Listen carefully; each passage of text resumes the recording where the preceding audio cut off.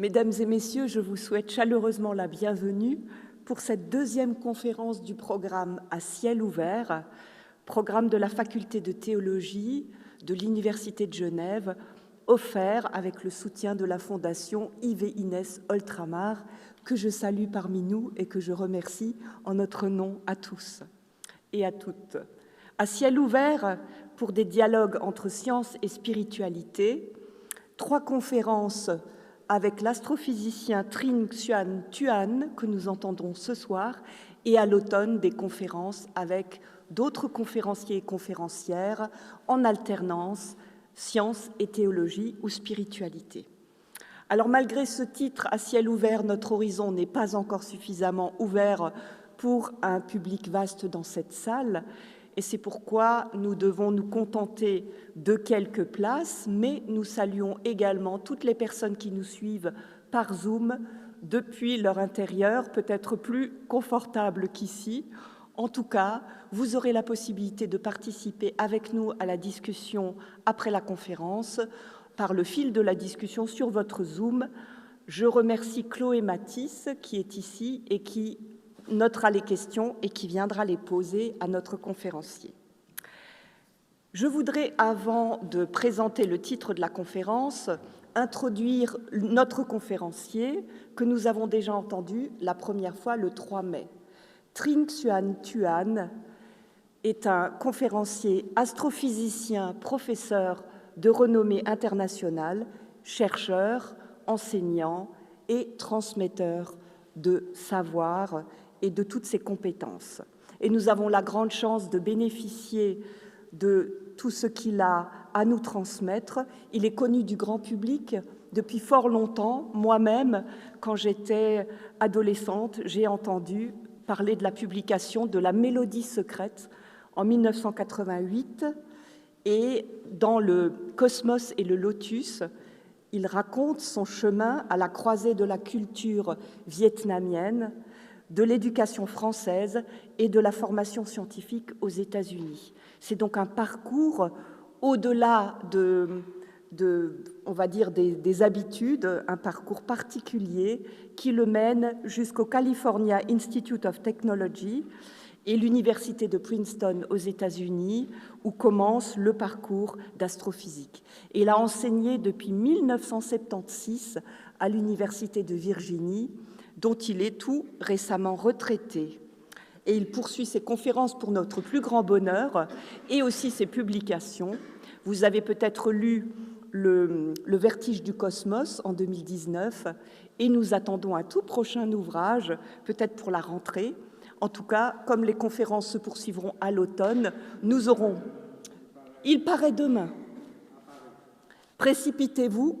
En tout cas, en France, il paraît demain. Avec le titre Monde d'ailleurs. Oui, très beau titre également. Tous les titres sont magnifiques.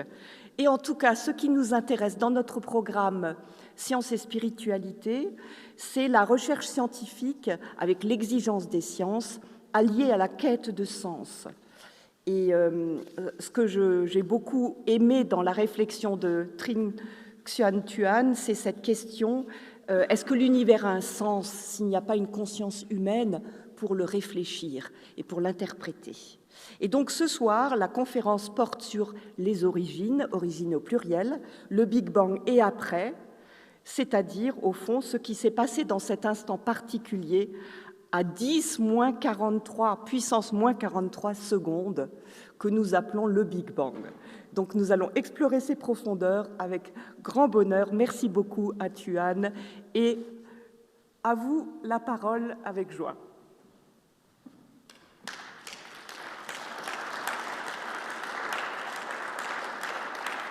Merci Elisabeth pour ces mots si gentils. Et je suis très ravi d'être ici de nouveau pour donc ma seconde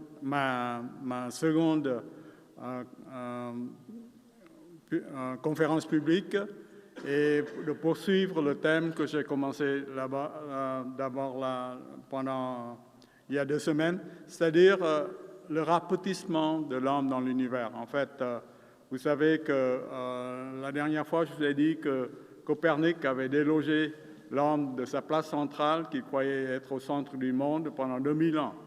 Et vous verrez maintenant ce soir que ce rapetissement de l'homme, à la fois dans l'espace et dans le temps, va se poursuivre avec l'astronomie moderne, l'astrophysique moderne. Et donc, se pose donc la question, est-ce que nous avons un rôle à jouer? Puisque si nous sommes tellement petits par rapport à l'univers, peut-être qu'il se suscite comme d'une guine que nous existons. Donc, justement, je vais aborder donc, les questions métaphysiques et philosophiques qui se posent inévitablement quand nous faisons face à ce que la science moderne nous dit. Donc, je vais continuer donc avec nos télescopes qui donc, vous savez bien, le travail de l'astronome, c'est recueillir la lumière. Et les télescopes ne sont autres que des grands yeux qui permettent de nous voir plus faibles, plus petits. Et voir faible, c'est voir loin et donc voir tôt, parce que la lumière met du temps pour nous parvenir. Donc nous voyons la Lune après un peu plus d'une seconde, le Soleil après 8 minutes, la plus proche étoile après 4 années, la plus proche galaxie après 2 millions d'années, et ainsi de suite. On remonte le temps et vous verrez que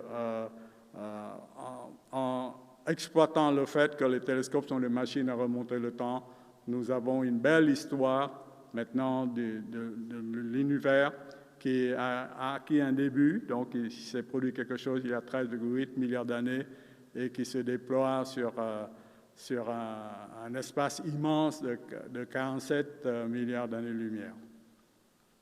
Donc, avec la lumière est le lien qui nous lie, qui lie l'homme à l'univers, et elle permet donc non seulement de photographier des choses, c'est comme vous utilisez votre téléphone portable pour photographier vos amis, mais aussi l'astronome peut décomposer cette lumière et décoder le code cosmique que cette lumière contient. Et en décodant ce code, elle nous permet de connaître la composition chimique des astres, parce que la lumière, en interagissant avec la matière qui constitue les astres, il y a ce qu'on appelle des raies, soit des raies d'émission, des raies d'absorption, qui nous révèlent la composition chimique des astres. Et puis le fait que on peut mesurer aussi le mouvement des étoiles, vous savez. Le ciel semble immuable, parce que la vie humaine est trop courte par rapport aux échelles cosmiques. Donc, tout paraît immobile, mais en fait, tout est impermanent, tout change, tout bouge, tout évolue dans l'univers, rien n'est statique. Et ça, on le conçoit par ce qu'on appelle l'effet Doppler, c'est-à-dire ces raies d'absorption que je viens de mentionner, ou d'émission, soit décalé vers le bleu ou vers le rouge. Il change un peu légèrement la couleur. Et si c'est décalé vers le bleu, ça veut dire que l'objet s'approche de vous. Si c'est décalé vers le rouge, ça veut dire que la galaxie s'éloigne de nous.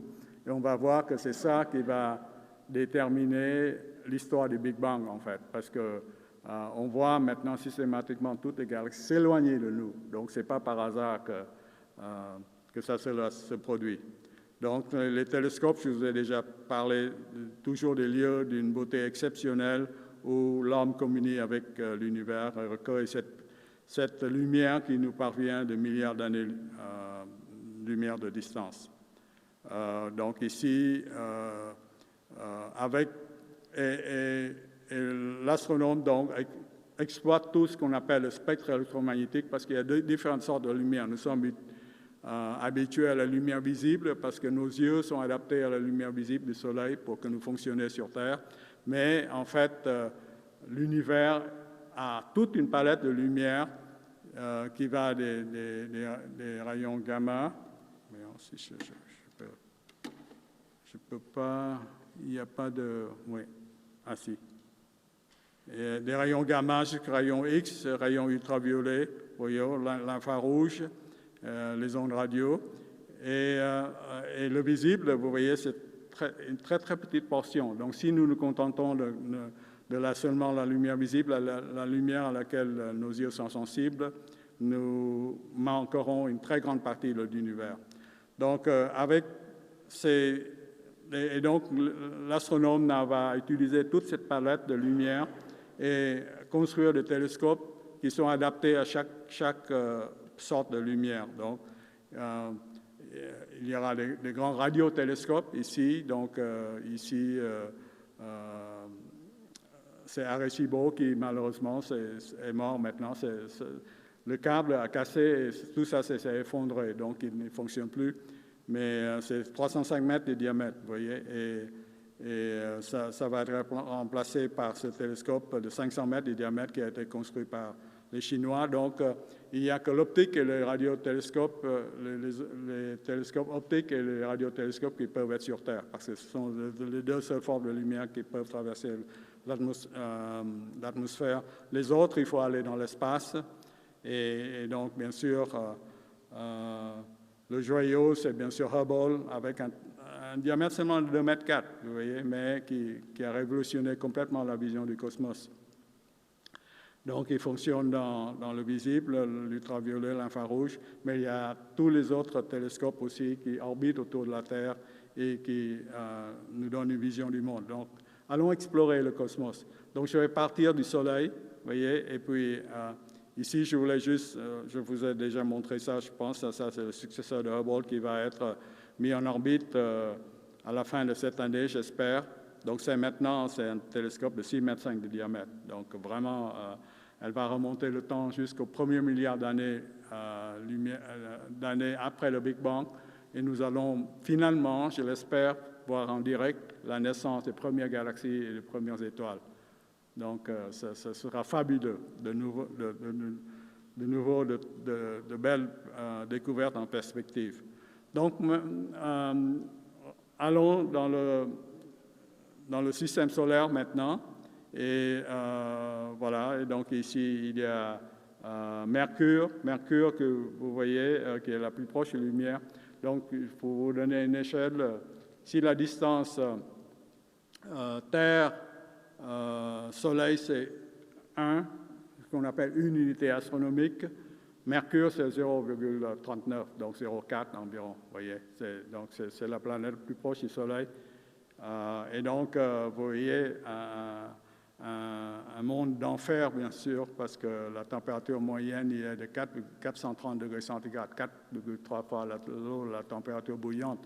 Donc, aucune vie possible, et bien sûr, elle a perdu toute son atmosphère parce que la température déchaîne des mouvements violents de l'atmosphère. Si elle existait, elle s'échappe. Donc, Mercure ne va pas abriter la vie. Et Vénus non plus. Vénus, c'est un peu la deuxième planète à partir du Soleil, donc c'est 0,75 maintenant, vous voyez, si nous sommes à 1. Donc, pas très loin de chez nous, c'est 0,25 unités astronomiques. De nouveau, une chaleur d'enfer, ici, c'est un paysage volcanique ici, qui est obtenu avec des radiotélescopes, parce qu'on a mis en orbite autour de Vénus, parce qu'on ne peut pas voir directement la surface de Vénus à cause d'une atmosphère très épaisse, elle est 100 fois plus épaisse que l'atmosphère de la Terre. Mais sa température moyenne est de 470 degrés centigrades, donc c'est encore plus que la température, plus chaud que Mercure. Et vous me demandez pourquoi, parce qu'elle est plus loin du Soleil, vous voyez, et la réponse, bien sûr, c'est l'effet de serre. Pour ceux qui doutent que le CO2 produit un réchauffement des planètes, bon, la nature a fait une expérience tout près de chez nous et montre, parce que l'atmosphère de Vénus, c'est 96% du gaz carbonique, CO2, donc un effet de serre terrible, et qui fait que aucune vie de nouveau peut subsister sur cette planète. Donc, nous avons notre belle Terre, et puis où nous savons maintenant ce qui abrite la seule forme de vie intelligente dans le système solaire. Ça, on est sûr maintenant. On ne sait pas s'il y a d'autres formes de vie dans le système solaire, mais à l'état micro-organisme, il y a en tout cas pas, on est sûr qu'il n'y a pas de vie intelligente. Donc Mars, vous voyez, après notre planète, c'est Mars. Et Mars aussi, c'est juste dans ce qu'on appelle la zone habitable du Soleil, c'est-à-dire là où la température n'est pas trop chaude pour que tout s'évapore, ou trop froide pour que l'eau devienne glace. Et donc en fait, on pense qu'il y a eu de l'eau courante sur Mars il y a 3 à 4 milliards d'années. Vous voyez, ici d'ailleurs, c'est montré par les sondes Mariner, déjà à la fin des années 70. Tout ça c'est fait par le Jet Propulsion Laboratory qui est donc à Caltech quand j'étais là. Donc je me souviens avec émotion des premières images qui venaient. Un professeur avait mis un écran et on voyait les images de Mars se constituer devant nos yeux. Et donc on voyait pour la première fois qu'il n'y avait pas de martiens, de cité martienne. Vous voyez, on pensait jusque-là que quand on pensait à E.T., c'était des martiens. Mais bien sûr, maintenant, les sondes ont montré déjà à le début des années 70 qu'il y a. Mais il y a quand même de l'eau. Vous voyez que tout ça rappelle des lits de fleuves, mais ils sont desséchés. Il n'y a plus d'eau courante maintenant sur Mars. Et c'est pourquoi, vous savez, la question de la vie sur Mars, à l'état de micro-organisme, est très, très vitale, très, très importante pour savoir. Parce que s'il y a une autre forme de vie sur une autre planète du système solaire, la probabilité qu'il y a d'autres vies sur d'autres planètes en dehors de notre système solaire est beaucoup plus grande. Mais si nous sommes les seuls, vous voyez, ça aura des implications aussi. Donc voilà, et puis en allant encore plus loin maintenant, on a les planètes gazeuses géantes, donc ça fait surtout de gaz, d'hydrogène et d'hélium. Donc il n'y a pas de surface solide, il y a un corps rocheux au centre seulement, mais vous devez vous enfoncer. Si vous vous posez sur Jupiter, par exemple, vous vous enfoncerez et puis la chaleur torride et la pression énorme vous tuera bien avant que vous atteigniez le corps rocheux ici. Donc, de nouveau, pas de vie possible. Donc, vous voyez, la Terre est la seule planète qui héberge la vie consciente et il faut absolument la protéger. Donc ça, c'est Saturne, de nouveau une planète jovienne, un peu moins massive, un tiers de la masse de Jupiter. Jupiter a 300 fois la masse de la Terre. Donc, et avec toujours des mini-systèmes solaires donc qui comportent des lunes qui orbitent autour de ces planètes. Et certaines de ces planètes, comme Europe par exemple, dans celle-ci, on pense qu'il y a des océans d'eau liquide sous des dizaines de kilomètres de glace. Et donc, qui dit eau, dit vie. Donc, ça, c'est aussi une destination très intéressante pour le futur, pour aller explorer, pour voir s'il y a des micro-organismes. De nouveau, pas de vie intelligente, pas d'être, mais des formes de vie, même à l'état très primitif. Donc, voilà. Donc, vous voyez tout ça. Donc, ça nous mène aux confins du système solaire, et c'est ça seulement, c'est 5 heures-lumière, c'est-à-dire la lumière met 5 heures pour y aller, vous voyez. Pour la Terre, c'est quoi? C'est 8 minutes du Soleil jusqu'à la Terre, et pour Mars, c'est à peu près un quart d'heure, vous voyez. Donc, ici, 5 heures, mais 5 heures-lumière, bien sûr, c'est rien du tout, c'est très, très petit dans l'échelle du cosmos, quand je vais vous montrer. Et et on sait il suffit de lever les yeux vers le ciel et de regarder la voûte étoilée, parce qu'on sait qu'il y a beaucoup d'étoiles, bien sûr, dans ce qu'on appelle la Voie lactée. Et la Voie lactée, j'espère que vous avez tous vu, par les belles nuits d'été, vous allez dans la campagne et vous regardez cette arche merveilleuse qui est pleine de lumière, donc on sait que ce sont des étoiles, et ces bancs de sombre sont la poussière qui absorbe la lumière des étoiles, c'est pourquoi ça paraît. Non. Mais ce qui est important à remarquer, et ça, Emmanuel Kant, le philosophe allemand, l'avait déjà remarqué au XVIIIe siècle, c'est que il y a une couche très fine que les étoiles sont disposées en un disque, vous voyez, et maintenant on sait que ça, c'est la forme de la Voie lactée, vous voyez. Ce disque contient quelques 200 milliards d'étoiles de soleil. Alors, où est la place du soleil dans cette Voie lactée? Alors, l'homme étant ce qu'il est, l'ego humain nous dit que nous devons être au centre de la Voie lactée, n'est-ce pas? On devrait être ici. Bien sûr, patatras, les astronomes mesurent la position du Soleil et on s'aperçoit qu'elle est juste une simple étoile de banlieue, donc à quelques 26 000 années-lumière. Donc, les dimensions deviennent très, très grandes maintenant, vous voyez, parce que le disque a un diamètre de 100 000 années-lumière, ou donc un rayon de 50 000 années-lumière. Et donc, la moitié de 50 000, c'est 25 000, donc on est à 26 000. Le Soleil est quelque part par, si je peux, je n'ai pas le...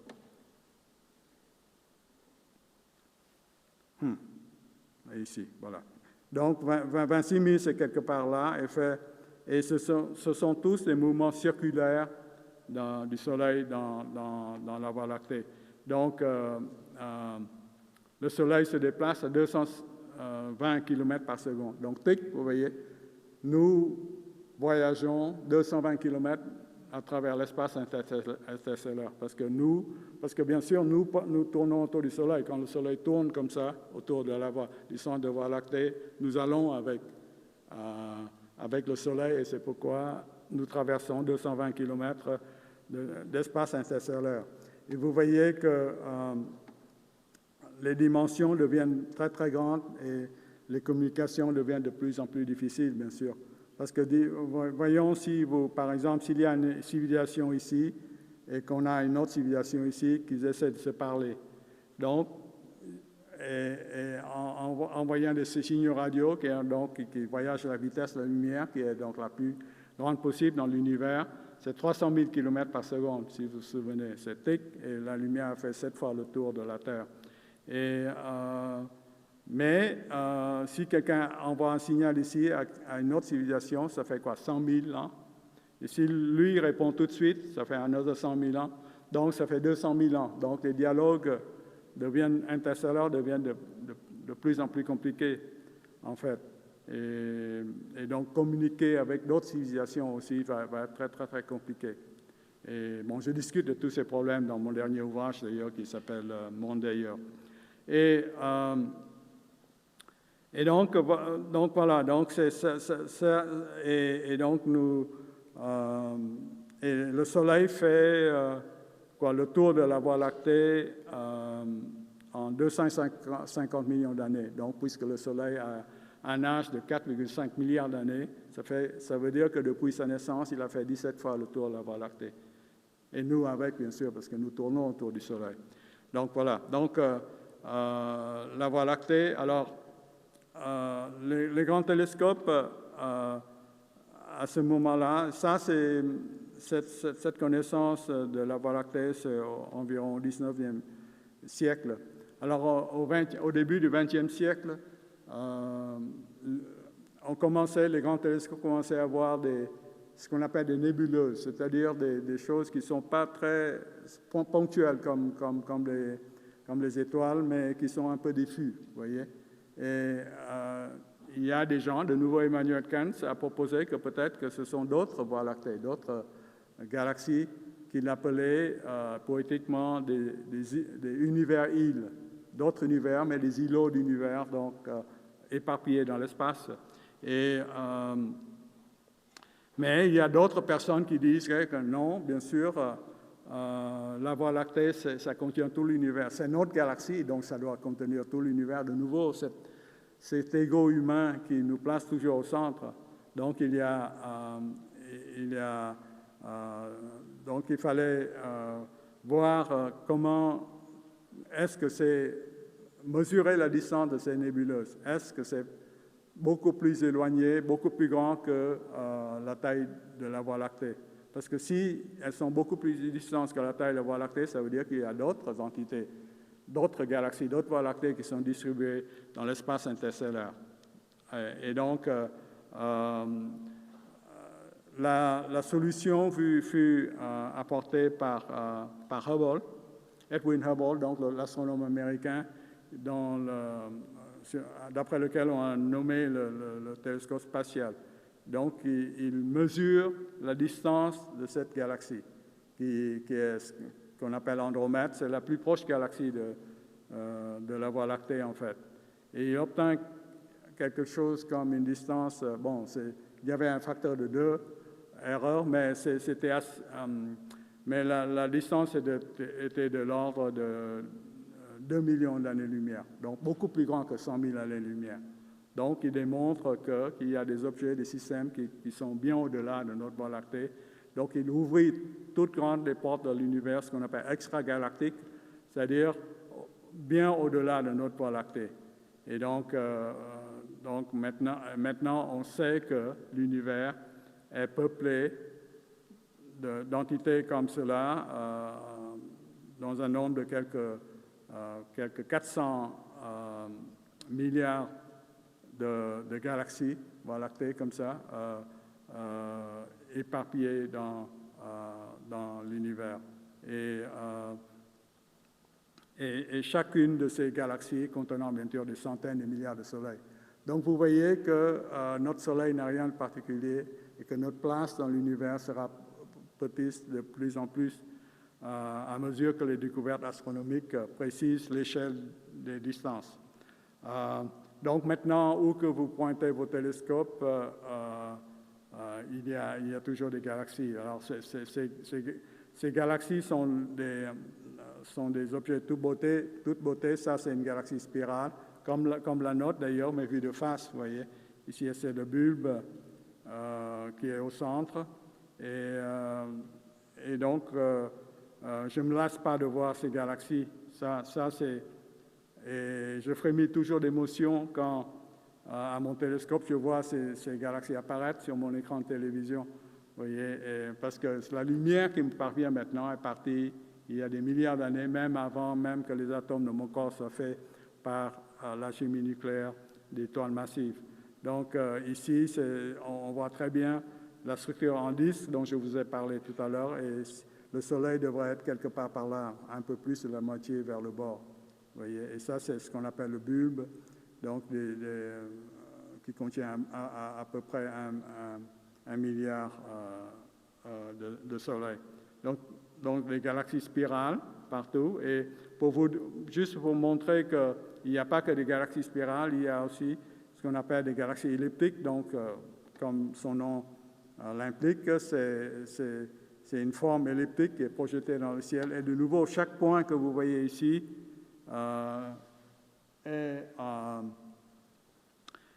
est l'image d'une étoile. Donc, il y a de nouveau des centaines de milliards d'étoiles dans chaque galaxie elliptique comme ça. Vous voyez, ça, c'est une autre galaxie elliptique. Elle est beaucoup plus ronde. Donc, les formes diffèrent aussi. Et ici, je voulais vous montrer une galaxie, ce qu'on appelle une galaxie naine, parce qu'elle est très petite, de l'ordre d'un dixième de la masse des galaxies normales, un dixième à un centième. Donc, au lieu de 100 milliards de soleils, peut-être 10 milliards ou même 1 milliard de soleils. Et je l'ai pris avec un collègue, avec le télescope spatial Hubble. Vous voyez, et on voit que la couleur... Donc, pourquoi je vous montre ça parce que ma recherche, c'est la formation des galaxies. Comment les galaxies sont constituées. Et je pense que c'est en fusionnant ces galaxies jeunes, naines. Et jeunes, pourquoi? Parce qu'elles forment des étoiles massives jeunes très récemment, de l'ordre de 1 milliard d'années seulement. La plupart des galaxies sont formées, vous voyez, il y a 13 milliards d'années, 1 milliard d'années après le Big Bang. Mais ces galaxies sont en train de naître maintenant, donc ce sont des galaxies jeunes que j'appelle des galaxies bébés. Et donc, j'aime beaucoup ces galaxies bébés parce que je pense qu'elles constituent les germes des grandes galaxies en s'agglomérant tout à l'heure. Donc, je voulais vous dire un peu de ma recherche avec le télescope Hubble. Donc, ces galaxies, en fait, ne sont pas distribuées au hasard dans l'univers, mais la gravité étant une force attractive, elle assemble les choses, vous voyez. Et donc, notre galaxie, par exemple, avec Andromède, forme ce qu'on appelle un groupe local, mais il y a encore des entités qui sont encore plus grandes, qui sont ce qu'on appelle des amas de galaxies, qui contiennent des milliers de galaxies. Vous voyez, ici, c'est l'amas de la Vierge, et on voit chacune de ces galaxies que je vous ai montrées là, chacune contenant des centaines de milliards de soleils. Et voilà, donc ça, c'est des images superbes que Hubble a photographiées, vous voyez, des amas de galaxies avec tout ça, ce sont des collections de centaines de milliards de soleils comme tenus ensemble par la gravité. Et ça, c'est un cliché sur lequel Hubble a passé, je pense, quelques 300 orbites, comme cela. Une orbite de Hubble, c'est une demi-heure. Hein. C'est à 600 km et elle fait le tour de la Terre toutes les demi-heures. Donc, on mesure toujours le temps utilisé sur Hubble par le nombre d'orbites. Par exemple, quand je demande du temps sur le télescope Hubble pour un projet quelconque, c'est toujours assigné en nombre d'orbites. Donc, vous savez, 10 orbites, 5 orbites, des choses comme ça pour faire vos investigations. Ici, c'est une des étoiles les plus profondes que Hubble a jamais vues. Ça, c'est un tout petit coin du ciel. Vous savez, c'est l'angle que se tient, par exemple, une pièce d'euro, mais placée à 1 km de distance. Donc, vraiment un très, très petit temps. Et déjà, ce petit coin du ciel, Hubble voit 10 000 galaxies. Pour nous, bien sûr, nos pauvres yeux ne peuvent rien voir parce que nous ne voyons pas assez faible. Et donc, si nous regardons ce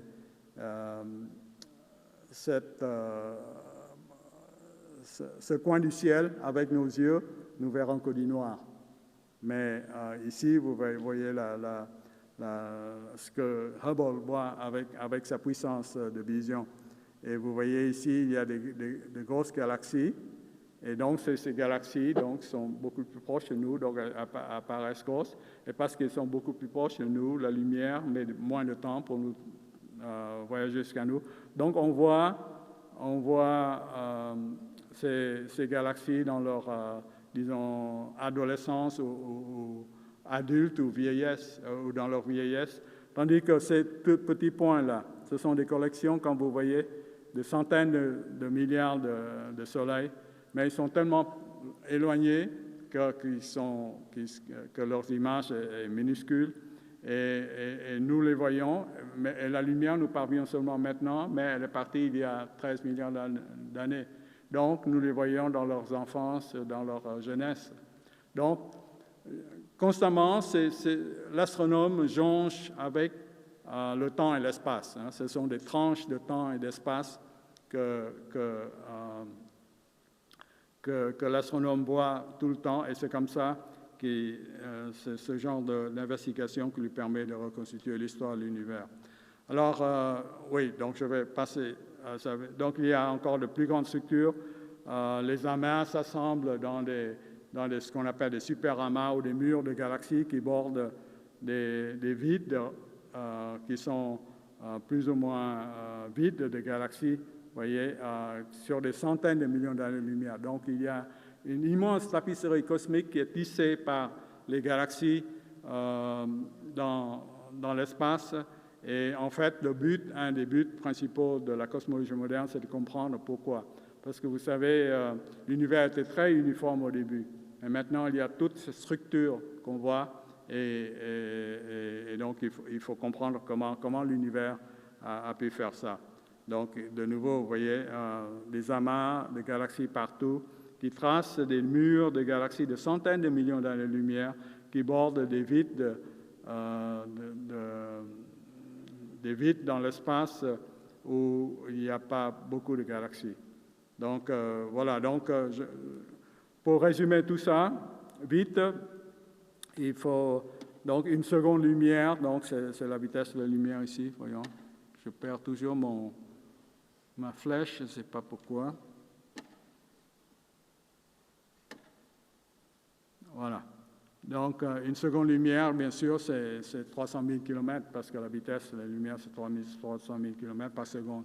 Une année-lumière, c'est l'ordre de 10 000 milliards de kilomètres, vous voyez. Donc, les chiffres deviennent, comme on dit, astronomiques, bien sûr. Le système solaire, donc, à 5 heures-lumière, la distance Soleil-Terre, 8 minutes-lumière, la Voie lactée a un indice de 100 000 années-lumière, la distance du Soleil au centre galactique, 26 000 lumières, et la distance du Soleil à l'étoile la plus proche, c'est 4 années-lumière. Donc, vous voyez, l'espace est vraiment très vaste. Même pour aller à l'étoile la plus proche du Soleil, il faut parcourir, il faut à la lumière 4 années. Mais nous, bien sûr, avec notre technologie actuelle de fusée de voyage interstellaire actuelle, nous pouvons au plus aller à un 10 millième de vitesse de la lumière. Donc, ça veut dire qu'un vaisseau spatial normal mettrait 400 000 à 40 000 à 100 000 ans pour aller juste à la prochaine étoile. Donc, vous voyez, l'espace est très vide. Et la Voie lactée Andromède, je vous ai dit déjà, de l'ordre de 2 300 000 années-lumière. Le groupe de galaxies, comme le groupe local qui inclut la Voie lactée, et Andromède, c'est un diamètre de 6 millions d'années-lumière. Les amas de galaxies qui englobent maintenant, par la gravité des milliers de galaxies, 30 millions d'années-lumière. Les amas s'assemblent en super-amas, 150 millions d'années-lumière.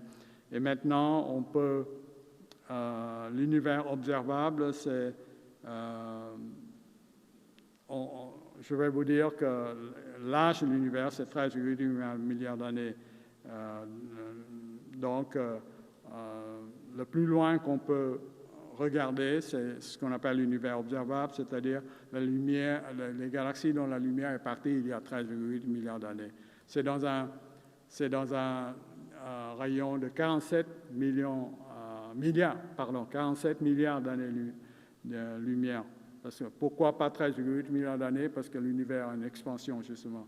Vous voyez, la lumière a été émise il y a 13,8 milliards d'années, mais depuis, l'univers s'est dilué.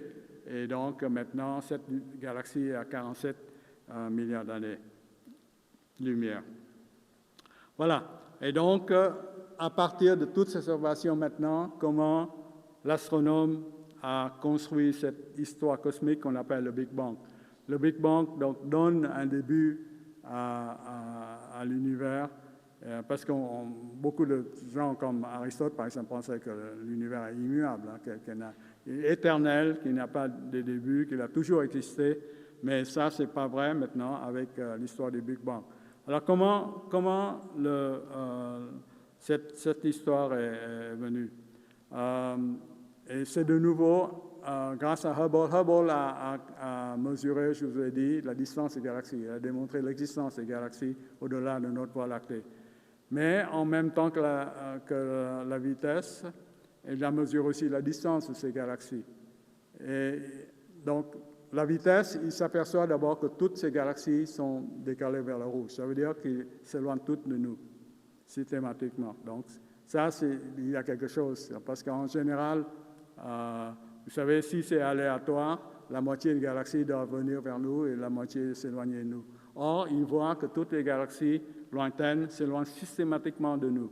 Donc, tout est ce qu'on appelle décalé vers le rouge.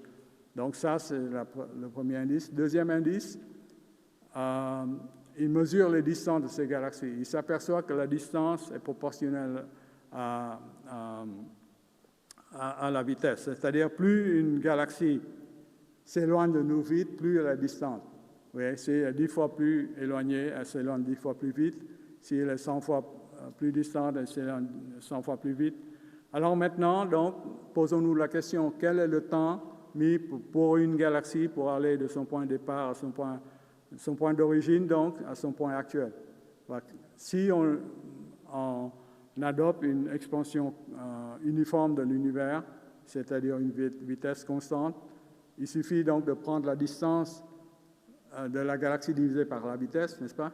C'est comme si une devise sont séparées par 200 km, et si vous allez à 100 km à l'heure, vous divisez 200 par 100 et vous avez 2 heures. Il vous faut 2 heures pour aller jusqu'à d'une ville à l'autre.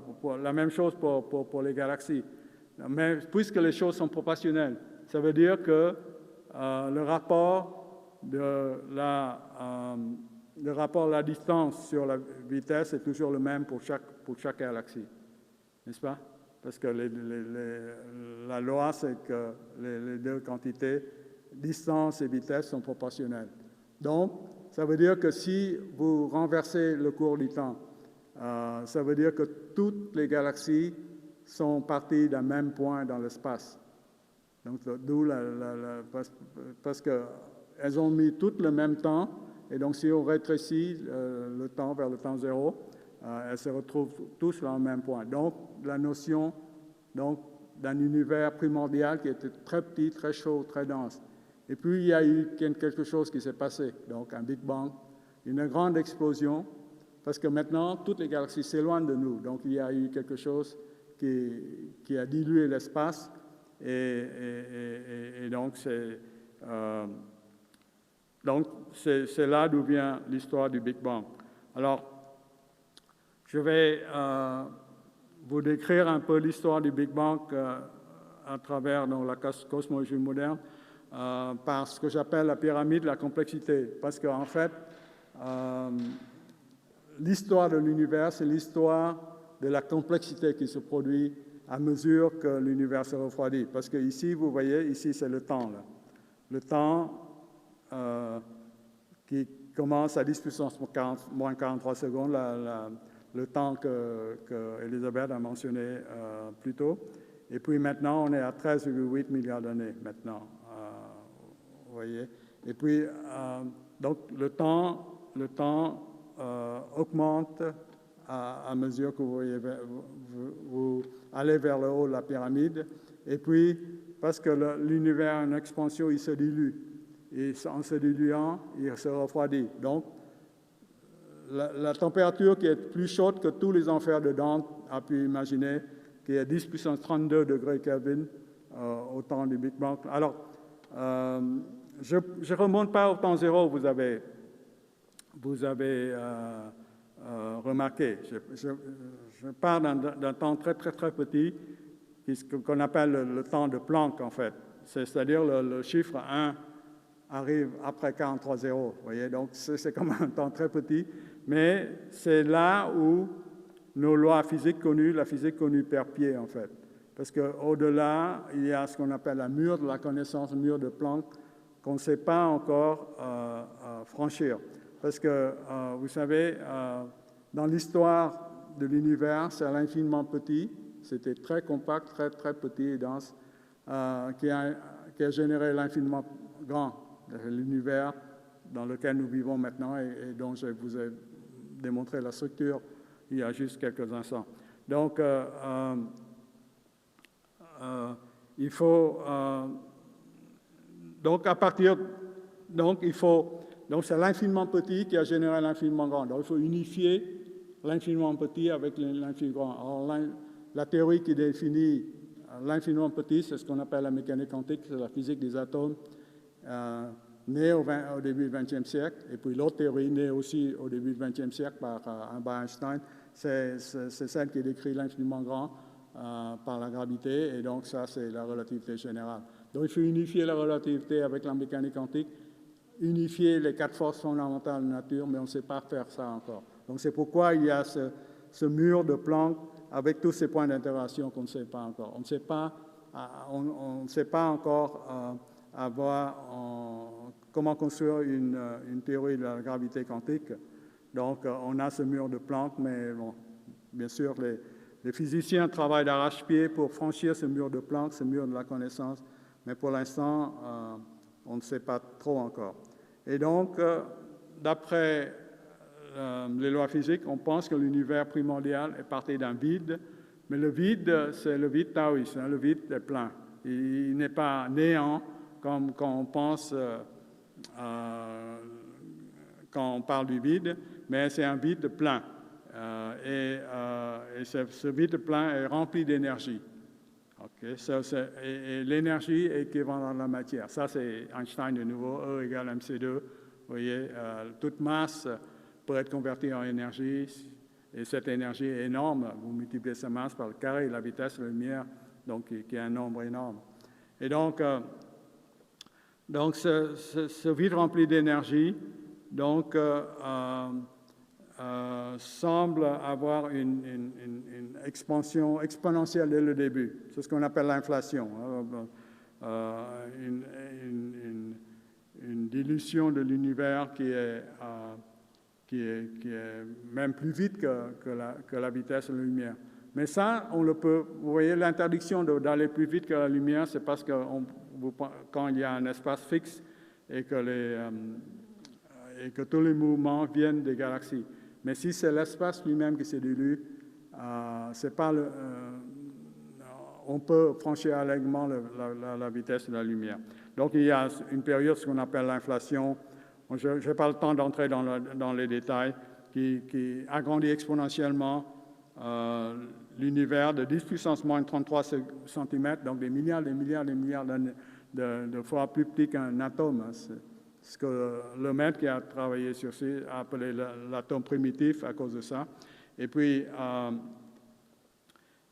donc, à 10 puissance moins 32 secondes, à cause de cette expansion exponentielle de l'espace qui se crée, on a l'univers devenu de la taille peut-être d'un football, d'une balle de football, à partir de milliards, de quelque chose de milliards d'années plus petit, 2 fois plus petit qu'un atome. Et puis donc l'énergie peut être reconvertie en matière, et donc apparaissent les premiers éléments de matière qui s'appellent les quarks et les électrons. Ce sont les constituants de la matière qu'on connaît maintenant. Les quarks s'assemblent 3 par 3. Ça, c'est 1 millième de seconde après déjà. Et vous voyez, la température s'est refroidie de 10 puissance 32 degrés Kelvin à 1 million de degrés Kelvin. Donc, vous voyez, toujours des airs d'enfer de Dante, mais quand même un peu moins chaud quand même. Donc, voilà. Et puis, ces neutrons et protons sont les constituants de la matière, qui s'assemblent par ce qu'on appelle la force forte, nucléaire forte, en des noyaux d'atomes. Et en fait, seulement, parce que l'univers se dilue si rapidement, seulement l'hydrogène et l'hélium peuvent se surgir. Donc en fait, le Big Bang, vous voyez, prédit que la masse de l'univers doit être 75% en hydrogène et un quart l'hélium. Et vous voyez déjà que le Big Bang ne contient pas en germe notre existence, parce que nous sommes faits de carbone, d'éléments plus lourds, beaucoup plus lourds que l'hydrogène et l'hélium. Et donc, il fallait que l'univers invente d'autres choses, et ça veut dire les étoiles, qui font leur alchimie nucléaire, leur petit Big Bang dans leur noyau, dans leur cœur, pour fabriquer les autres éléments lourds qui vont mener à nous. Sinon, l'univers sera vite et c'est terrible. Et donc, l'univers se refroidit de plus en plus, et en l'an 380 000 ans seulement, les noyaux d'atomes peuvent se combiner avec les électrons pour former ce qu'on appelle des atomes, surtout l'hydrogène et l'hélium, comme je vous dis. Donc, auparavant, il y avait des électrons partout, et en fait, les particules de lumière, que sont les photons, ne peuvent pas franchir l'espace sans heurter un électron. Et donc, l'univers n'était pas transparent, en fait. Et donc, l'univers devient transparent à la lumière seulement en l'an 380 000. Et donc, vous voyez, la plus vieille image de l'univers que vous pouvez obtenir, c'est à l'an 380 000. Tout ce qui est antérieur à 380 000 ans, l'univers est opaque, donc on ne peut pas la photographier. Et c'est là où l'accélérateur du CERN, qui est à Genève, prend la relève, parce que en fait, l'univers est un immense accélérateur de particules avant l'an 380 000. Et donc ici, c'est l'accélérateur du CERN qui peut regarder. Et puis les télescopes regardent toutes ces périodes à partir de 380 000 ans. Alors, donc ça, c'est pendant la premier milliard d'années, je pense que ce sont les premières étoiles ou les premières galaxies vont se former. Et l'univers devait construire cela parce que sinon, nous ne serons pas ici pour en parler. Vous voyez? Et donc cette période est très, très, très intéressante et moi, je l'étudie aussi avec des collègues de l'Observatoire de Genève, d'ailleurs, qui étudient donc les premières galaxies et les premières étoiles qui sont... et donc, la mise en orbite de JWST, le successeur de Hubble, va être fabuleux aussi. Ça va vraiment nous apprendre beaucoup de choses à cette période. Et puis donc, l'univers poursuit son évolution, sa structuration, ses super amas de galaxies, etc., des centaines de milliards de galaxies contenant des centaines de milliards de soleils. Et puis, il y a 4,5 milliards d'années, dans une galaxie appelée Voie lactée, il y a un nuage interstellaire qui s'effondre et qui devient une étoile, qui devient soleil. Et autour de ce soleil, il y a un système solaire dont la troisième planète s'appelle Terre. Et sur Terre, donc, apparaît une cellule vivante. Et donc, il y a quelques 3,5, 3,8 milliards d'années qui a mené donc à l'homme et conscience qui maintenant regarde l'univers et essaie de le comprendre. Alors, donc, il ne sait pas comment l'univers va évoluer après. Il y a des points d'interrogation au début comme à la fin. Donc, ici, j'ai combien de temps encore? 10 minutes seulement? Oui, il faut que j'accélère là. Donc, ça c'est je voulais juste vous dire qu'il faut, puisque l'univers est parti d'un point, il ne faut pas dire où est le point, où est parti le Big Bang, parce qu'en fait, tout l'espace est dilue, donc tout est centre, et donc ça veut dire rien des centres. Et ce vitrage, j'aime bien parce qu'il parle des anges. Enfin, vous pouvez vous représenter les anges comme une galaxie. Il n'y a pas de centre, vous voyez, tout est centre, donc rien n'est centre. Donc il ne faut pas vous demander d'où est parti le Big Bang dans l'univers. Donc ici, c'est les astronomes qui ont découvert le rayonnement fossile, parce qu'à l'an 300 000, ici, vous voyez, quand l'univers il y a un rayonnement fossile qui est émis, et donc et ce rayonnement fossile est partout, et ça a été cartographié par la sonde Planck. Vous voyez que ce n'est pas complètement uniforme, qu'il y a des fluctuations. Heureusement, parce que si tout est uniforme, il n'y aura pas de structure, pas de galaxies, pas de planètes, pas d'étoiles, etc. Et donc, nous ne serons pas ici pour en parler non plus. Donc, voilà, donc le Big Bang est une théorie, bien sûr, mais une théorie qui repose sur de nombreuses bases expansionnelles. L'expansion de l'univers, le rayonnement fossile, la composition chimique des galaxies, d'ailleurs. Je vous ai dit, la théorie prédit de l'ordre de 3/4 et 3/4 d'hydrogène et 1/4 d'hélium. Et c'est exactement la composition de toutes les étoiles dans l'univers. Vous voyez? Donc, c'est ça qui veut dire que la science marche. C'est-à-dire il y a une théorie, ça prédit des choses, et quand il faut vérifier avec l'observation, et ça concorde avec la théorie. C'est pourquoi je pense que la plupart des astrophysiciens pensent que maintenant c'est la théorie du Big Bang est sur la bonne voie. Si on doit la modifier, ce sera toujours avec les acquis déjà acquis pour le Big Bang. Il y a toujours encore, bien sûr, des problèmes. Il y a la nature de 95% du contenu de l'univers nous échappe encore parce qu'il y a ce qu'on appelle la matière noire et l'énergie sombre. La matière noire, c'est quelque chose qui est là. On sait qu'elle est là parce que les étoiles bougent trop vite et les galaxies, en principe, devront se désengager s'il n'y a pas de matière noire qui exerce la gravité pour les retenir. Et c'est la même chose pour les amas de galaxies aussi. Les galaxies individuelles bougent trop vite, donc il faut de la matière noire pour les retenir pour que les amas de galaxies ne se désengagent pas. Donc, il y a d'autres problèmes, mais je n'ai pas le temps de vous les détailler. Peut-être quelqu'un pourra me demander des questions parce que je veux arriver jusqu'aux conclusions métaphysiques et philosophiques de toute l'affaire. Donc voilà, donc ça c'est, vous voyez, l'énergie noire dont on ne connaît pas la nature, la matière noire exotique dont on ne connaît pas la nature.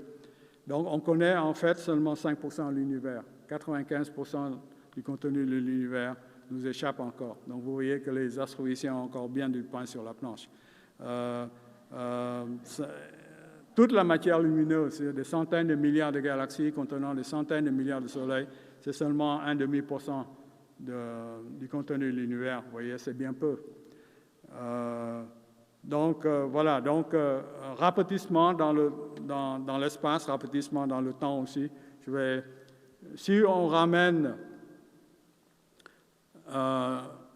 l'histoire que je viens, l'histoire de 13,8 milliards d'années ou 14 milliards d'années, ramenée à un an, ici, le Big Bang s'est produit le 1er janvier et maintenant nous sommes à minuit le 31 décembre. Vous voyez, ça veut dire que la Voie lactée s'est formée le 1er avril. Le système solaire, donc il y a 3 milliards d'années après le Big Bang, le système solaire s'est formé il y a 4,5 milliards d'années. Donc le 9 septembre, première cellule de vie, il y a 3,8 milliards d'années, c'est 25 septembre. Les plus vieux fossiles, les bactéries et les algues bleues, apparaissent le 9 octobre. L'invention du sexe par les micro-organismes, extrêmement important parce que, vous voyez, ça permet la complexité parce qu'auparavant, les cellules se multipliaient seulement en division. Donc, c'était exactement la même chose. Il n'y a pas de complexité, tandis que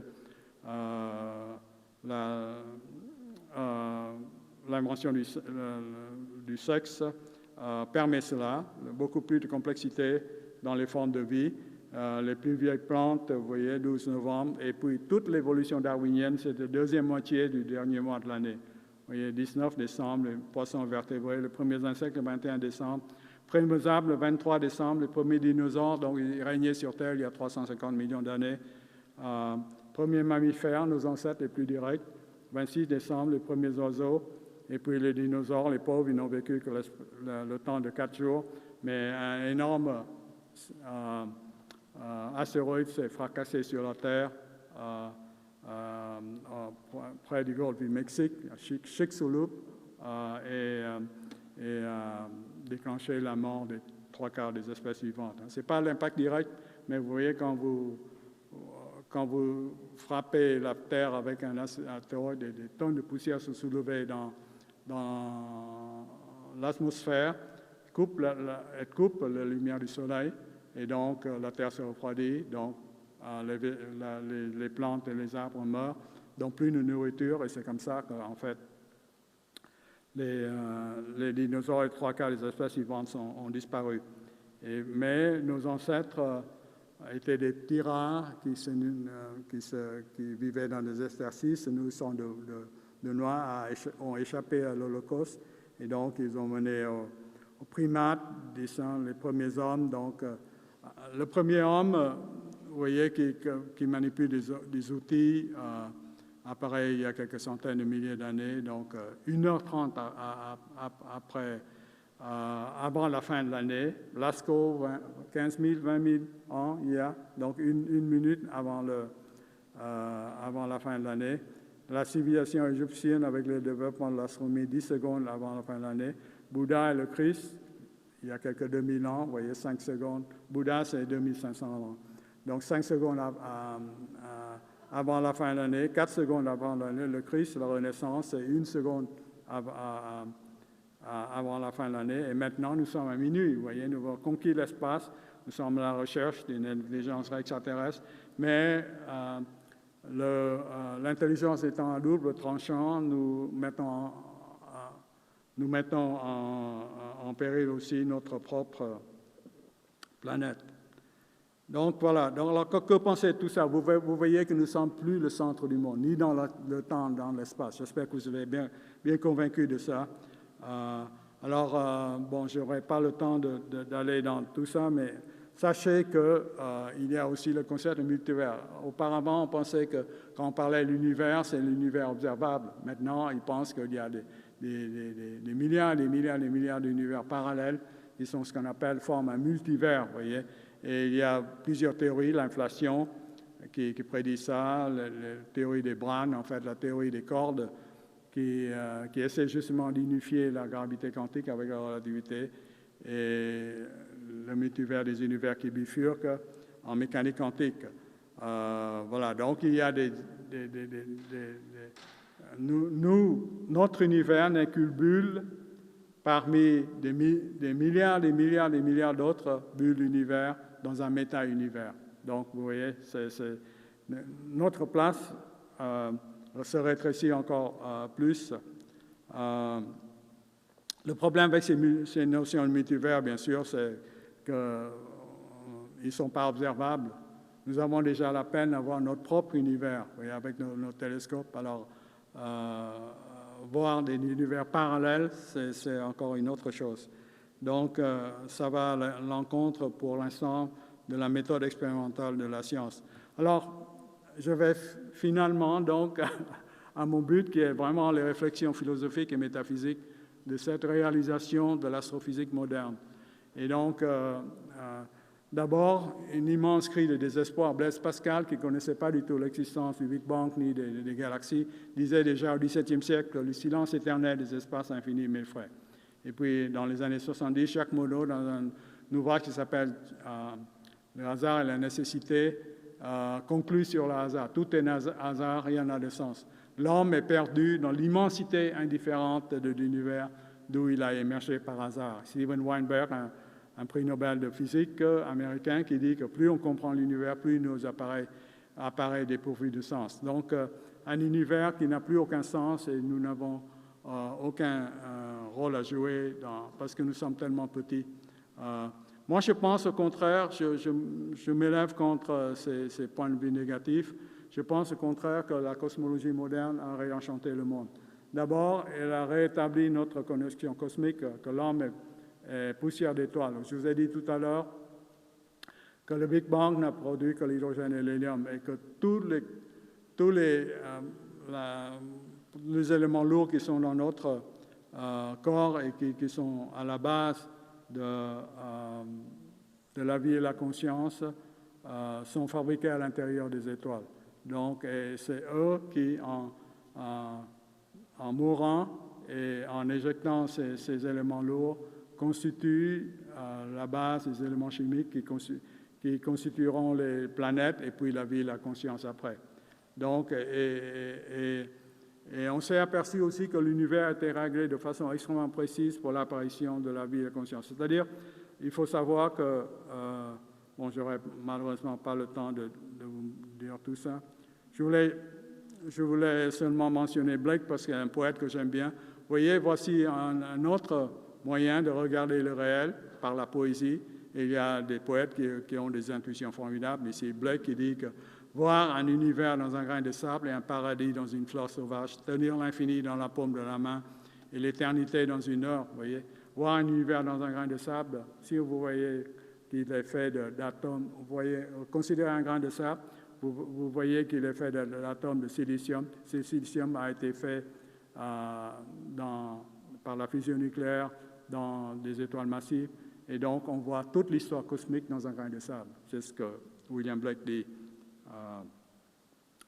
Voilà, donc, moi, je voulais parler du principe anthropique. Je vous ai dit que l'univers a été réglé dès son début de façon extrêmement précise pour l'émergence de la vie et conscience. Il faut savoir que les propriétés de l'univers sont déterminées d'abord par une quinzaine de constantes physiques. Ce sont des nombres qu'on a dans la nature comme ça, comme la vitesse de la lumière. Pourquoi elle voyage 300 000 km par seconde au lieu de 3 mètres par seconde? Ou la constante de gravité, la masse des particules, l'intensité des quatre forces, etc. Les conditions initiales de l'univers, c'est les propriétés, donc les faits ont doté l'univers, comme la quantité totale de matière noire, d'énergie noire, le taux d'expansion, etc. Alors, on s'est aperçu que si on variait un tant soit peu ces constantes physiques ou ces conditions initiales, les étoiles massives ne se forment pas. Et sans étoiles massives, il n'y aura pas d'éléments lourds. Et sans éléments lourds, l'univers sera vide et stérile de vie et de conscience. Ça, ce sont des calculs, des modèles. Bien sûr, on ne recrée pas le Big Bang. Le Big Bang a été fait une fois pour toutes. Mais donc, par exemple, ici, je parle du réglage de la densité de l'univers. Si la densité est trop grande, l'univers s'effondre en Big Crunch en 1 milliard d'années. Et ce n'est pas assez de temps pour grimper la pyramide de la complexité que je vous ai dit et fabriquer les éléments lourds. Et donc, pas d'éléments lourds, pas de vie et de conscience. Mais si la densité est trop petite, les étoiles ne s'effondrent pas parce que la gravité est trop petite. Et donc, il n'y aura pas d'étoiles ni de galaxies, donc pas de vie. Et ce réglage est extraordinaire de l'ordre de 10 puissance moins 60. Vous voyez, c'est-à-dire vous changez un chiffre à la 60e décimale et le dessin de l'univers bascule. Et donc, c'est extraordinaire. Alors, est-ce que c'est hasard ou nécessité? Donc, pour reprendre les termes de Jacques Monod. Alors, la science, je dis tout de suite, la science n'a pas de réponse à ça. Vous verrez jamais, démontrerez jamais l'existence de Dieu par une équation où vous verrez Dieu au bout d'une lorgnette. Ça, c'est exclu. Mais on peut raisonner de façon indirecte. Alors, le hasard peut être admis par la science. Il suffit donc d'admettre qu'il y a un multivers. Vous voyez, chacun de ces multivers, chacun de ces univers dans un multivers aura une combinaison différente de constantes physiques et de conditions initiales. Et donc, la plupart, la vaste majorité, aura une combinaison perdante. Et donc, il n'y aura pas de vie de conscience. Ils seront vides et stériles. Sauf dans le nôtre, où par hasard, la combinaison gagnante est sortie. Et nous sommes le gros lot, en quelque sorte. C'est comme si vous jouez à la loterie. Si vous achetez tous les billets, il y a certainement un billet qui sera gagnant. Vous voyez? Mais c'est par hasard. Donc, ça veut dire qu'il faut admettre l'existence d'un multivers. Mais s'il n'y a qu'un seul univers, il faut qu'un principe créateur règle cet univers dès le début. Moi, c'est comment j'interprète ce principe. Alors, je vous dis, donc, parier sur le hasard ou la nécessité, bien sûr, dépend de votre propre sensibilité, de votre vision de l'univers. Et donc, chacun a son choix propre. Et donc, moi, puisque j'ai la parole, je vous dirai mon choix et puis je serai très, très, très curieux de voir votre choix, votre raisonnement. Moi, je parie sur la nécessité. Et donc, il y a un seul principe créateur. Et comment expliquer ce réglage si précis de l'univers? Je parie sur l'existence d'un principe créateur qui a réglé l'univers dès son début. Alors, pourquoi je choisis la nécessité plutôt que le hasard? D'abord, je vous dis, si vous choisissez le hasard, il faut postuler l'existence d'un multivers. Alors, le multivers n'est pas observable, ce qui est contraire à la méthode expérimentale de la science. Donc, c'est une première raison pour que je rejette l'hypothèse de multivers. Et puis, je souscris à ce qu'on appelle le rasoir d'Occam, qui dit en quelque sorte, pourquoi faire compliqué si on peut faire simple? Pourquoi créer une infinité d'univers parallèles, tous des nuées de vie et de conscience, juste pour avoir un qui a la vie et la conscience? Et puis, bon, il y a la beauté extraordinaire. J'espère que vous avez été éblouis par la splendeur du cosmos, mais vous n'avez même pas besoin de la regarder à travers le télescope. Vous savez, la beauté d'une rose ou d'un arc-en-ciel ou les feux rougeoyants d'un coucher de soleil sont aussi beaux. Donc, il y a cette beauté, cette harmonie, les lois ne varient ni dans le temps, dans l'espace. On peut regarder dans différentes directions, ils ne varient jamais, ni dans le temps, parce que je vous ai dit qu'on peut remonter le temps de milliards d'années. Donc, et puis une unité, l'unité et l'univers. Quand la science progresse, tout tend vers l'unité. Vous voyez, Newton unifie le ciel et la terre, parce qu'Aristote pensait que le ciel et la terre étaient régis par des lois différentes. Maxwell, au XIXe siècle, unifie l'électricité avec le magnétisme et démontre que c'est les ondes magnétiques qui se propagent à la vitesse de la lumière, donc il unifie aussi l'optique. Einstein unifie l'espace et le temps et l'espace qui étaient considérés complètement séparés par Newton deviennent unis, un couple bien soudé, 4 dimensions sous Einstein. Et puis maintenant, on essaie d'unifier les 4 forces fondamentales, la force de gravité, les 2 forces nucléaires fortes et faibles, et la force électromagnétique. Donc, alors le principe créateur qui règle tout ça, pour moi, ce n'est pas un Dieu personnifié, barbu, qui érige des lois et dicte des lois. Vous voyez, pour moi, je suis bouddhiste, donc il n'y a pas de concept de Dieu dans le bouddhisme. Bouddha est un homme comme vous et moi, mais seulement il a acquis l'éveil. Il nous montre le chemin pour aller vers l'éveil.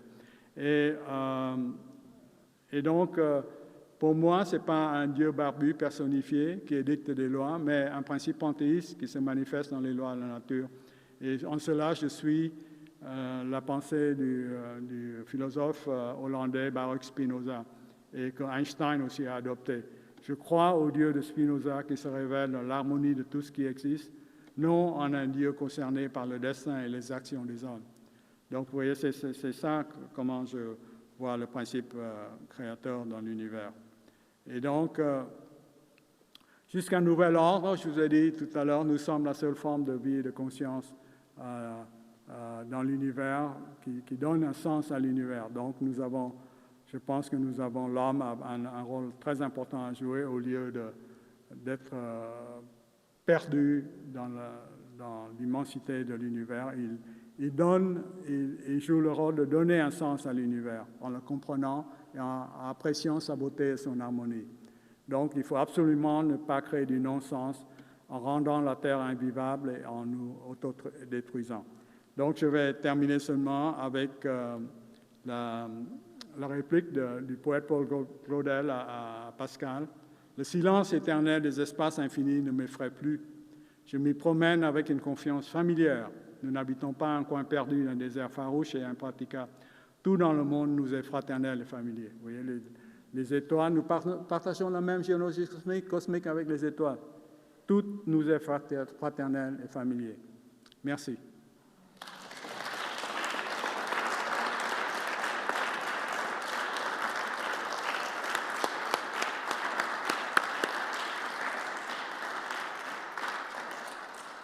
Merci beaucoup, Thuan. Et tant de science et tant de recherche donnent le vertige quand on observe tout ça. Et tout cela, nous le devons à la 60e décimale des constantes physiques. Alors, bon, on imagine, enfin, voilà, ce que ça représente. Alors, voilà, on en a le souffle coupé. Je propose donc à présent que les personnes qui ont des questions, on commence peut-être par la salle, une question dans la salle, et puis ensuite, nous pourrons apporter les questions grâce à Chloé Matisse du Zoom. Alors, est-ce qu'il y a une première question brûlante qui vous saisit à la suite de ces vertiges dans la salle? Oui. Donc la question, je répète juste la question pour les personnes qui ne sont pas dans la salle, c'est la question par rapport aux origines. Est-ce que avant le Big Bang, on peut imaginer quelque chose? Est-ce qu'on peut parler de quelque chose avant le Big Bang? Pour l'instant, on ne peut pas. Toute spéculation est possible parce que justement, il y a ce mur de la connaissance, un mur de Planck à 10 puissance moins 43 secondes. Avec les lois physiques connues, on peut extrapoler en arrière jusqu'à 10 puissance moins 43 secondes, le temps de Planck. Planck étant un physicien allemand qui s'est penché sur ce problème. Mais tant qu'on n'a pas une théorie de la gravité quantique, on ne pourra pas franchir encore ce temps de Planck. Enfin, tout le monde travaille d'arrache-pied pour essayer de franchir ce mur de la connaissance, mais pour l'instant, il y a eu des tentatives, comme justement la théorie des cordes, vous voyez, qui disent que les particules ne sont pas des points ponctuels, mais des vibrations de cordes infinitésimalement petites aussi. Mais bon, cette théorie, de nouveau, a le péché de prédire des choses qui ne sont pas observables. Vous voyez, comme d'autres dimensions spatiales, 6 autres dimensions spatiales, par exemple, qu'on ne voit pas, on voit nos 3 dimensions spatiales et notre dimension du temps. Et donc, tout ça, c'est difficile. Mais c'est un des gros problèmes de l'astrophysique contemporaine, de la cosmologie contemporaine. Je transmets d'abord 3 questions de Christian Thierry. 3 d'un coup, ça va ou... Oui. Ok. Il y en a 2 qui sont réponses. Oh, bah oui, bien, j'imagine. Alors, mais si jamais vous m'arrêtez. Est-ce que la très faible rotation de Vénus sur elle-même explique la densité de son atmosphère? Ensuite, il y a une question aussi de maths, en fait. Vous dites que l'univers fait 47 millions d'années-lumière de diamètre, mais s'il y a 13,8 millions d'années-lumière d'âge, il devrait avoir le double, soit 28 milliards d'années. J'ai dit milliards ou millions? Et non 47 milliards d'années. Et la dernière, ou on s'arrête là? C'est déjà pas mal. La rotation de Vénus est très lente parce qu'on pense qu'il y a eu un astéroïde qui a percuté Vénus et l'a fait tourner rétrogradement. Parce que vous voyez, la rotation de Vénus est rétrograde, c'est-à-dire le Soleil se lève à l'ouest sur Vénus et pas à l'est comme pour nous. Donc cette lenteur de rotation est due au fait à ces astéroïdes. Et la densité, c'est la densité de l'atmosphère.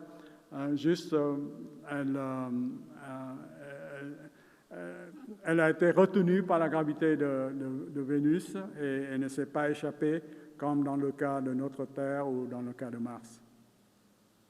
Donc c'est pourquoi elle a 100 fois plus de pression si vous allez sur Mars, par exemple, vous verrez une pression qui est 100 fois plus grande.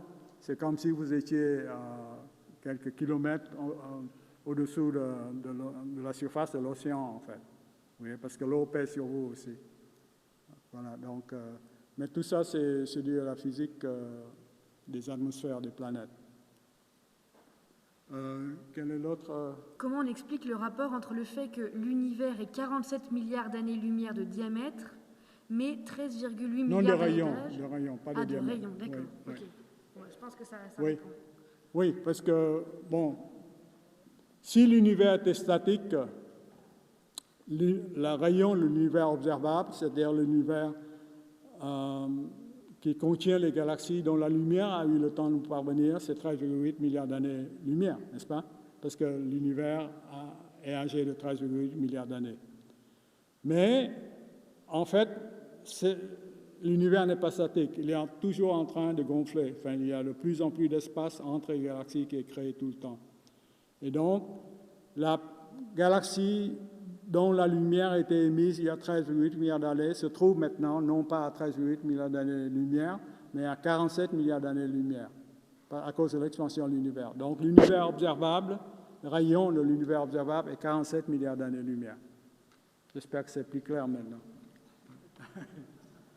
Oui, Pour les matheux. Alors, nous avons une question. Donc, la question est, est-ce qu'il faut faire un choix entre hasard et nécessité, ou est-ce que les deux peuvent être liés, alors que Trinh Thuan a déterminé un choix entre les deux? Oui. Je pense que, bon, il faut, pour expliquer, je ne vois pas comment vous réglez l'univers de façon si précise s'il n'y a pas une multitude d'univers. Donc ça c'est le choix du hasard. Parce que c'est par hasard que la bonne combinaison est sortie. Je admets le hasard, mais j'admets aussi la nécessité pour l'homme de transcender ce hasard. Et donc, il y a... Enfin, moi, j'arrive à ce réellement quand même d'un créateur, mais à ce qu'on appelle un principe créateur, vous voyez, quelque chose... Moi, je pense à un seul univers, pas une multitude d'univers parallèles. Je pense que c'est ça qui fait notre différence, je pense. Alors, il y a une réaction encore. Oui, vas-y. Oui. Et puis Je souhaiterais aussi intervenir sur cette question. Oui. J'aimerais bien vous suivre à propos de la nécessité, mais la notion d'un Big Bang Oui. qui produirait une multitude d'univers. Non, le Big Bang produit un seul univers, mais il y aura des multiples Big Bang, bien sûr. C'est ça, le multivers, c'est ça. Produisait beaucoup, mais que tous les autres soient mal fichus et ne durent que 10 puissance moins 32 secondes, Non. eh bien, ça expliquerait peut-être qu'il n'y en a qu'un seul. Non. Soit le multivers dont je parle, c'est que l'espace dans un seul point produit un Big Bang, et puis d'autres points dans l'espace produisent d'autres Big Bang, donc des Big Bang en parallèle. Vous voyez, ce n'est pas le même Big Bang. Donc nous vivons dans un univers qui nous est particulier et que nous pouvons observer, mais les autres Big Bang ne pouvons pas. Alors, il y avait madame. Alors, c'est plutôt un commentaire qu'une question. C'est, au fond, l'idée que la question pourquoi l'homme, à partir du moment où il a développé sa conscience, n'a fait qu'avancer dans la destruction du monde, plutôt que d'avancer dans la conscience du monde. Enfin, moi, je pense qu'il y a les deux. Il y a le mal et le bien. Donc, l'homme est capable de très, très, très belles choses. Vous savez, découvrir la théorie du Big Bang, la théorie de la mécanique quantique, tout ça, ou même comment l'évolution darwinienne, la structure de l'ADN, etc.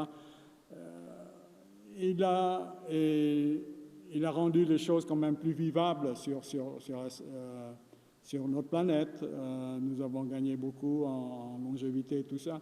Donc il y a du bien. L'homme est capable de plus nobles entreprises, mais il y a le mal aussi. Et le problème, c'est donc essayer d'atténuer ce mal.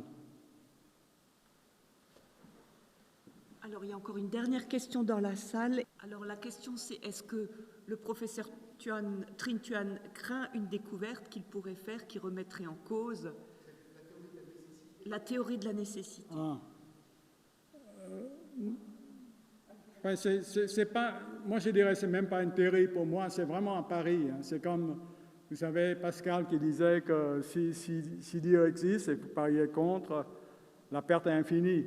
Mais si Dieu n'existe pas et vous pariez pour, la perte n'est que finie. Donc c'est un pari pascalien pour moi. Pour moi, c'est difficile de croire que quand je vais au télescope, que je vois cette beauté, cette harmonie, cette unité, de croire que tout est hasard, que rien n'a de sens. En fait, que notre existence n'est plus que pur hasard et qu'il n'y a aucun sens à notre existence maintenant, et que ce que je vois est aussi un pur hasard, donc une combinaison gagnante qui est sortie après des 10 puissance 60 coups de dés. Voyez. Voilà, nous prenons encore 2 questions du Zoom, du fil de la discussion, en vous priant de nous excuser parce qu'il y a beaucoup de questions, mais le temps nous échappe, nous dépasse. Et donc, les 2 dernières questions. D'abord, une question qui permet d'en rassembler plusieurs. Si on ne peut observer les autres univers, alors comment peut-on affirmer qu'ils ne contiennent pas aussi la vie? On ne peut rien affirmer, parce que justement, il n'y a aucune observation.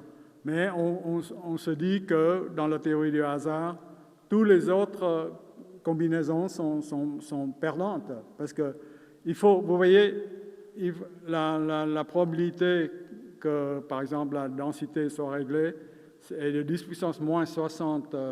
Si vous changez la 60e décimale, tout bascule.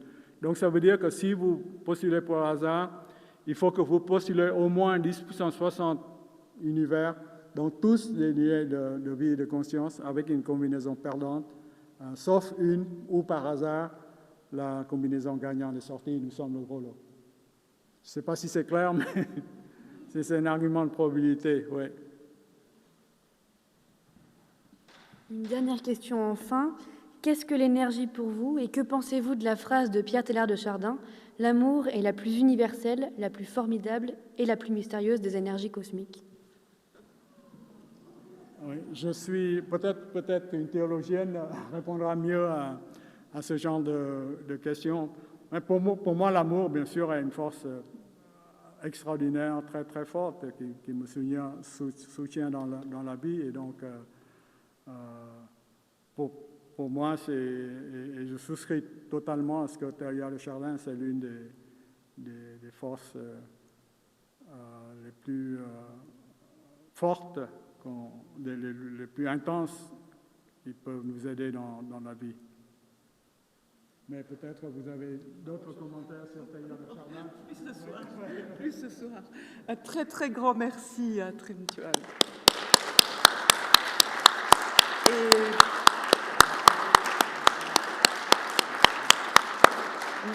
Merci. Vous voyez l'intérêt, et ce qui est fantastique dans vos réflexions, c'est aussi que vous présentez l'être humain comme étant capable de réfléchir l'univers, comme une correspondance entre l'univers et l'être humain. Vous n'avez pas eu le temps de le développer ce soir, mais c'est dans tous vos ouvrages, et je pense que c'est ça aussi qui est extraordinaire de penser ça. Non seulement le cosmos, mais l'être humain capable d'y réfléchir. En tout cas, certains êtres humains, et d'apporter un sens. En tout cas, nous vous invitons à poursuivre cette réflexion le 31 mai pour la 3e conférence qui est intitulée « Science et bouddhisme à la croisée des chemins ». Donc nous nous réjouissons de vous y retrouver et vous remercions de nous avoir suivis ce soir. Et merci encore à notre orateur et bonne soirée à tout le monde. À bientôt. Merci.